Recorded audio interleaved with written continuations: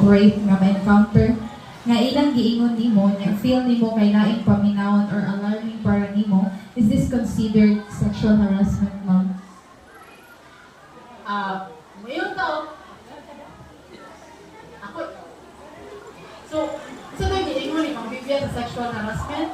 When you say sexual harassment or the 78-77, mo na siya ang naay moral ascendancy. Katong teacher, student, diba?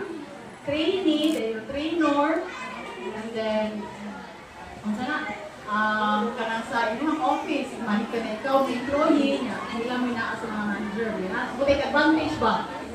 Ang inaha is, pangutana is, what if kung sa particular na words, imo nga pasabot nga makaanya ka nga, ma-feeling nimo nga, joke siya, unya, laing paminaw.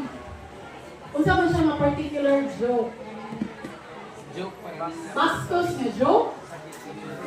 Pwede na siya sa, kung saan anti-bastos law. Daghan. Or Safe Space Act. Last na ako. Oh. Anything Basig magabilingan ta ba? Pareha naman ang mga pagsana. Makapil ganin ka na ibastos ka, pwede yung gamo, reklamo, anak. Mabila na mga binastos, baka na mga lalaki, mabila may ingon na Uy, nidaghan na. is kumbagang ati-a. Diba? Kanang hinala nga ikaw, wala ka na anak, ginanaon. Nabastos ka, para sa imong magalingon, murag, joke ko niya, pero ikaw, nakakita na murag, yagaan imong pagkababay.